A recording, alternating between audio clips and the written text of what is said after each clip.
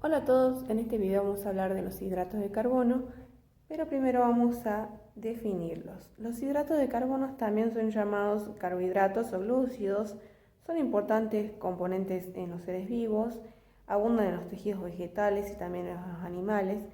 En los vegetales son sintetizados hidrolizados del carbono a partir del dióxido de carbono y agua, cuando estos captan energía lumínica en el proceso denominado fotosíntesis. En la alimentación humana, los hidratos de carbono son los principales proveedores de energía. En la dieta equilibrada, los hidratos de carbono deben aportar entre un 50 y un 60% de las calorías. Los glúcidos están compuestos por carbono, hidrógeno y oxígeno y se definen como polihidroxialdehídos y polihidroxicetonas, es decir, que son compuestos con una función de aldehído o una función cetona y varias funciones alcohólicas. A partir de aquí se van a clasificar en monosacáridos, oligosacáridos o polisacáridos. Vamos a pasar a ver las funciones biológicas que tienen los hidratos de carbono.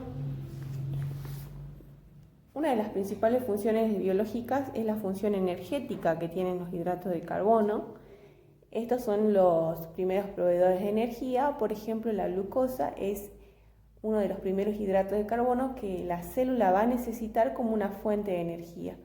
También sirve de reserva energética en las plantas, por ejemplo, el almidón, y en los animales el glucógeno. Otra función importante es la función estructural, ya que se encuentran en las paredes de las células de plantas, hongos y bacterias. Están constituidas por hidratos de carbono, por ejemplo, la celulosa que se encuentra en las paredes de los vegetales o de las cubiertas de ciertos animales, como por ejemplo la quitina. También otra función, no se olviden de la ribosa y la desoxirribosa, que forman parte de los ácidos nucleicos. Esas son las funciones biológicas que tienen los hidratos de carbono en nuestro cuerpo. Vamos a pasar ahora a empezar a explicar un poco del metabolismo de hidratos de carbono. Para ello es necesario entender el ciclo de Cori. Antes de explicar el ciclo de Cori, hay que entender para qué sirve la fosforilación de la glucosa. Esta reacción es la principal, es decir, es el paso inicial de todas las vías metabólicas de la glucosa, de cualquier monosacárido. Cualquiera sea el destino que utilice la glucosa, la primera transformación es su esterificación con ortofosfato para formar glucosa 6-fosfato. Esta reacción va a ser catalizada por una enzima que se llama exoquinasa existen 4 isoenzimas de exoquinasa, las isoenzimas 1, 2 y 3, que se encuentran en varias proporciones en distintos tejidos que van a fosforilar en carbono 6-fosfatos a otras exosas. ¿Por qué es importante esta fosforilación?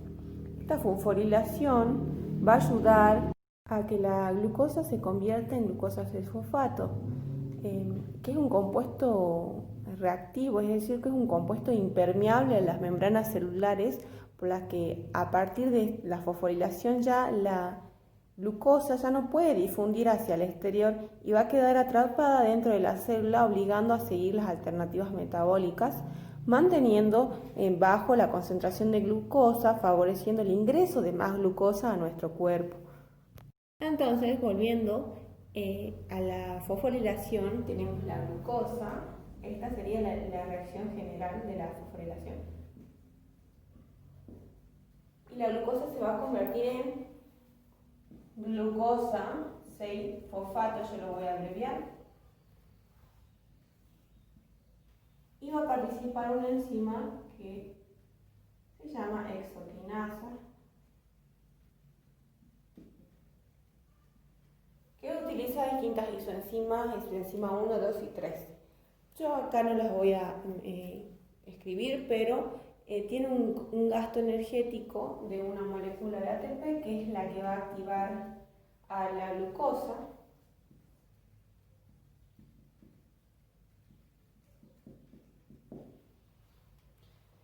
generando adenosindifosfato y fosfato inorgánico.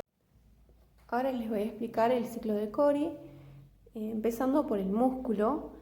El piruvato formado por degradación de glucógeno o glucosa en músculo va a ser oxidado a dióxido de carbono y agua en el propio tejido cuando hay un buen suministro de oxígeno.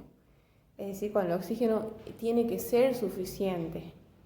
Sin embargo, a veces en condiciones de actividad contráctil intensa, la provisión de oxígeno no va a alcanzar el subvenir de las necesidades de oxidación, entonces gran parte del piruvato va a ser reducido a lactato.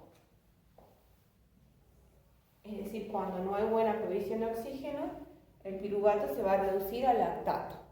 Ahora lo que va a ocurrir es que este lactato, el lactato formado va a pasar a la sangre y va a ser captado por el hígado. Acá pasa la sangre y el hígado lo capta a este lactato. Y ahora este lactato que ya ha ingresado al hígado se va a convertir en glucosa y glucógeno.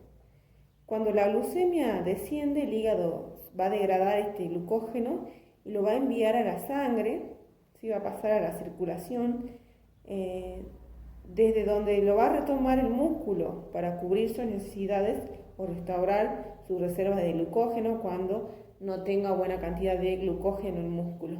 Este ciclo se va a cerrar y bueno, este ciclo es llamado ciclo de Cori por su creador. Entonces, cuando no hay buena provisión de oxígeno, ustedes recuerden que siempre se convierte en lactato y este lactato va a salir a la sangre. ¿Y quién lo va a recoger el lactato? Va a ser el hígado, que el hígado lo va a transformar en piruvato. Este piruvato luego tiene dos opciones, o transformarlo en glucosa, dependiendo de la necesidad del hígado. Y si hay buena provisión de glucosa en el hígado, lo va a reservar como glucógeno. Que cuando hay buena provisión de glucógeno en el hígado, lo que hace el hígado es soltar glucosa a la sangre para que se balancee las concentraciones de glucosa en el cuerpo. Ahora vamos a ver, antes de empezar con todos los metabolismos, a explicar todos los metabolismos, vamos a ver cómo ingresa la glucosa a la célula. Entonces vamos a poner acá ingreso de la glucosa. Tiene varias posibilidades de entrar a la célula. Uno de los principales es el transporte pasivo.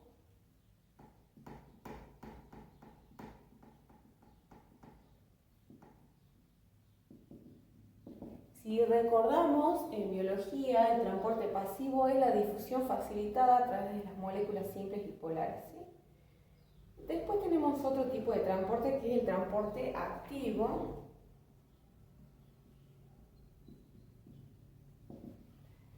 Recordando un poquito también de biología, este transporte activo se da contragradiente, que va desde la zona donde hay menos carga a la zona donde hay más carga. Y por último tenemos la bomba de sodio y potasio.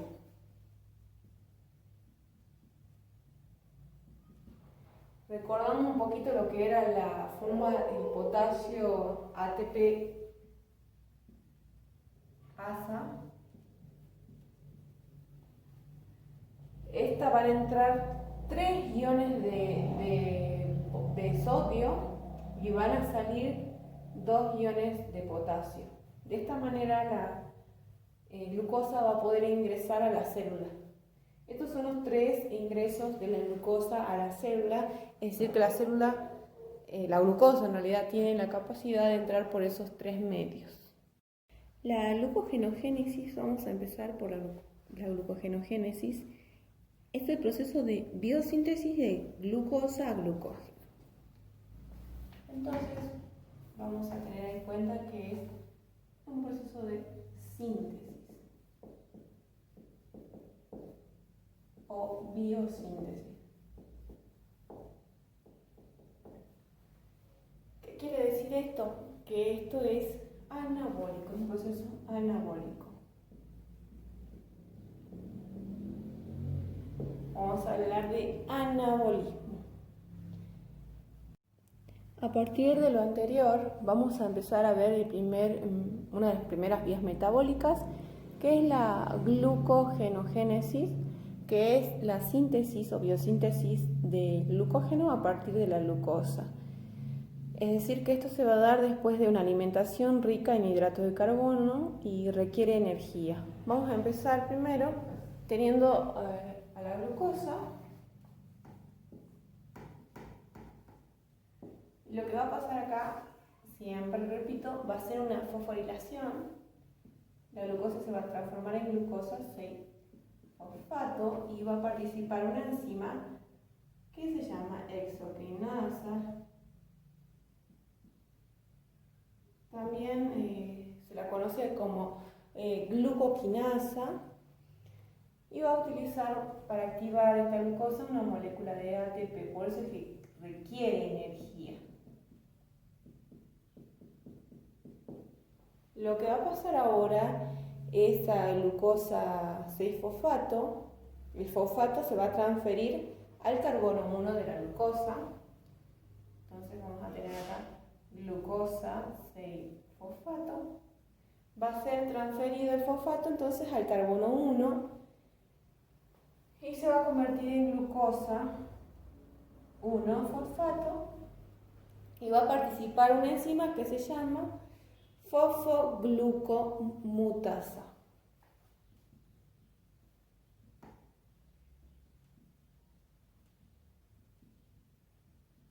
Esa es la enzima que va a participar. Fosfoglucomutasa. Va a utilizar un cofactor y el cofactor que utiliza esta enzima es el magnesio. Y lo que va a pasar acá, el glucosa 1-fosfato, se va a unir a un nucleótido de alta energía, es decir, que va a aparecer aquí un nucleótido que se llama la uridina trifosfato. Tenemos acá el glucógeno 1-fosfato. Se va a unir a como les decía, un nucleótido de alta energía que se llama uridina trifosfato. Uridina trifosfato. Lo voy a colocar así, uridina trifosfato. Este es el nucleótido de alta energía. Lo que va a hacer este nucleótido de alta energía va a activar esta reacción y se va a unir y se va a formar el complejo uridina difosfato glucosa más fosfato inorgánico. Uridina difosfato glucosa.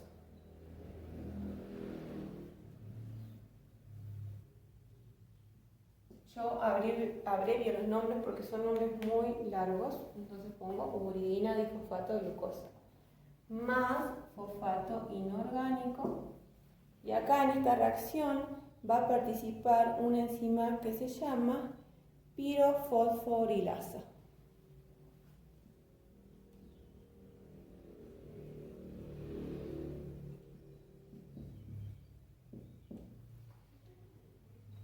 Ahora lo que va a pasar es que la glucosa de la uridina se van a empezar a formar las primeras 10 unidades de glucosa, es decir, que lo que hace esta uridina va a empezar a formar ya la molécula de glucógeno compleja. Entonces vamos a poner que la glucosa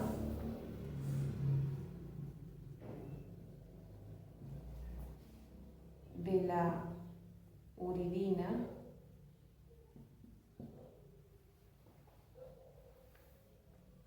difosfato va a empezar a sintetizar este glucógeno.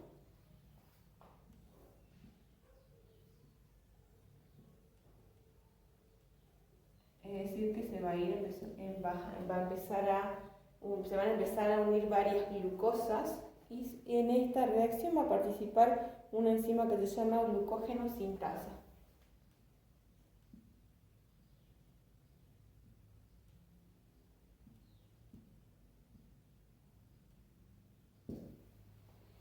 Esta glucógeno sintasa va a actuar y va a empezar a formar las 10 unidades de glucosa. Luego, el glucógeno, voy a poner acá el glucógeno, tiene que empezar a ramificarse, porque recuerden que el glucógeno, la molécula del glucógeno tiene la estructura, tiene ramificaciones, es decir, que se van a ir uniendo glucosas de manera ramificada. Y la enzima que actúa acá va a ser una enzima que va a ramificar, es decir, una enzima ramificante que va a formar las uniones 1,4 y 1,6 de glucógeno. Va a moldear el glucógeno. Finalmente se va a formar el glucógeno ya con todas sus uniones. Esta reacción tiene un consumo total, lo vamos a poner acá, de 2 ATP. Es decir que requiere 2 moléculas de ATP por cada vez que se forme una molécula de glucógeno. Ahora vamos a hacer una diferencia porque tenemos 2 tipos de glucógeno. Tenemos el glucógeno hepático, que es el glucógeno que va a ser sintetizado en el hígado. Este glucógeno hepático va a servir como regulador de glucemia, por ejemplo, va a asegurar la provisión de glucosa constante en nuestros tejidos. Cuando estamos en ayuno también el hígado sustrae glucosa de la circulación y lo va a almacenar como glucógeno para que nuestro cuerpo funcione de manera correcta. Después tenemos el glucógeno muscular, que va a actuar como reservorio, va a promover el combustible para la contracción muscular, es decir, cuando estemos haciendo algún tipo de actividad física, por ejemplo, el glucógeno va a servir como combustible para esta contracción muscular. El músculo no va a liberar glucosa, es decir, que sus depósitos son utilizados por el propio tejido totalmente, ¿sí? Por eso esa es la gran diferencia, que el hepático lo que hace es, tiene la capacidad de sustraer glucosa de la circulación o también liberar glucosa de la circulación, y que el muscular no lo hace. Esas son las grandes diferencias del glucógeno hepático y el muscular. A diferencia de la glucogenogénesis, la glucogenólisis es el catabolismo del glucógeno, es decir, es lo contrario a la biosíntesis. Es decir que va a pasar acá una degradación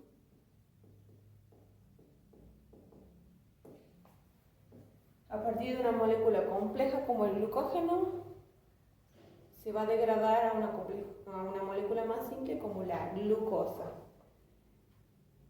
Este proceso se va a dar en el ayuno o cuando el cuerpo está en hipoglucemia, es decir, cuando hay poca cantidad de glucosa en sangre y el cuerpo requiere glucosa, entonces va a utilizar esta vía, la glucogenólisis, para romper este almacenamiento de glucógeno.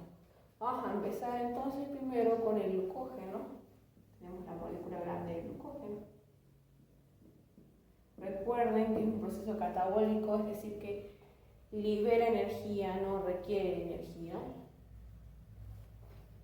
Este glucógeno, para ser degradado, va a actuar una enzima que se llama fosforilasa.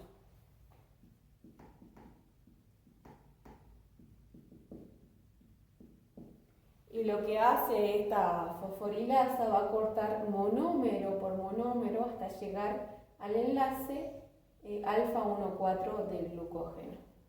Entonces acá vamos a poner enlace alfa 1,4. Eso es lo que hace la fosforilasa, va a romper ya directamente el glucógeno hasta llegar al enlace alfa 1,4. Luego una glucotransferasa va a transferir 3 moléculas de glucógeno hasta la cadena lineal. Y se va a formar hasta el enlace alfa 1,6, es decir que va a quedar, acá vamos a poner enlace alfa 1,6, y acá la enzima que va a actuar es la glucotransferasa.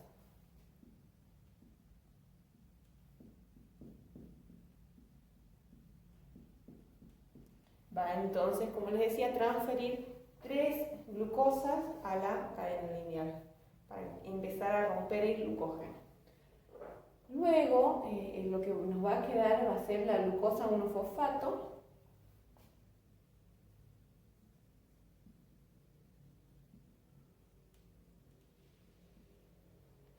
Glucosa 1-fosfato. Y acá va a actuar una enzima que se llama enzima desramificante, que va a desenrollar las glucosas. Enzima desramificante. Y esta glucosa 1-fosfato se va a isomerizar a glucosa 6-fosfato por una isomerasa. Glucosa 6-fosfato. ¿Sí? Gracias a la isomerasa se va a isomerizar a glucosa 6-fosfato. Luego va a actuar por hidrólisis. Va a entrar agua y va a actuar una enzima que se llama fosfatasa.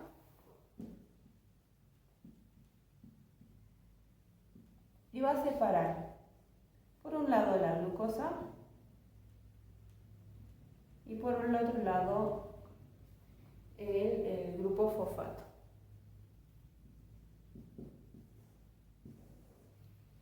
Para eso sirve esta vía, que es la glucogenólisis. No tiene costo energético. Vamos a ver una de las vías más importantes de la glucosa, que es la glucólisis o vía de Edmesher-Ford, que en condiciones aeróbicas lo que va a ocurrir es esto, lo que vamos a explicar ahora. Hay que saber que es la principal vía catabólica para generar energía en el cuerpo y es utilizarla a partir de la glucosa porque los mecanismos son de fosforilación, sin participación de oxígeno ni cadena respiratoria. La importancia fisiológica de la glucólisis, en este caso, va a ser generar energía a partir de los gliceraldehídos. La glucólisis se da en 2 etapas. Vamos a ver la primera etapa. En la primera etapa, las enzimas están involucradas en el citosol. Tiene costo energético y vamos a comenzar con la fosforilación de la glucosa a glucosa 6-fosfato. Luego esta glucosa 6-fosfato, lo que va a ocurrir es que se va a isomerizar a fructosa 6-fosfato. Esta fructosa 6-fosfato se va a fosforilar y, fíjense acá, va a requerir de una molécula de ATP y se va a formar la fructuosa 1,6-bifosfato. Esta fructosa 1,6-bifosfato se va a separar en 2 triosas gracias a la enzima liasa. Por un lado tenemos el dihidroxicetona y por otro lado tenemos el gliceraldehído 3-fosfato. Solamente pasa a la segunda etapa el gliceraldehído 3-fosfato, no así la dihidroxicetona. Por ese motivo se debe isomerizar por una isomerasa a gliceraldehído 3-fosfato, es decir que por una molécula de glucosa van a pasar 2 de estas moléculas, porque recuerden que acá se isomeriza esta y ya está esta. Entonces a la segunda etapa va a pasar 2 moléculas de gliceraldehído 3-fosfato, es decir que en la segunda etapa participan las 2 triosas. Ahora vamos a ver la segunda etapa. Finalmente, en la última etapa, los 2 gliceraldehído 3-fosfato van a entrar a esta nueva etapa y se van a convertir estos dos en 2-bifosfatoglicerato. Recuerden que entran 2 triosas, es decir que hay 2 fosfogliceratos. Todo esto que tenemos acá, acuérdense de pensarlo como si fueran 2 moléculas, ¿sí? Yo no les puse el 2, acá sí les puse para que recuerden que ingresan 2 gliceraldehído 3-fosfato.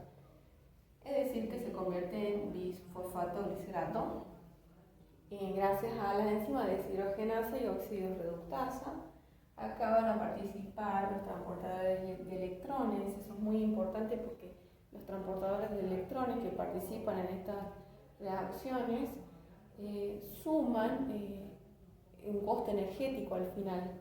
Ya lo vamos a ver más adelante.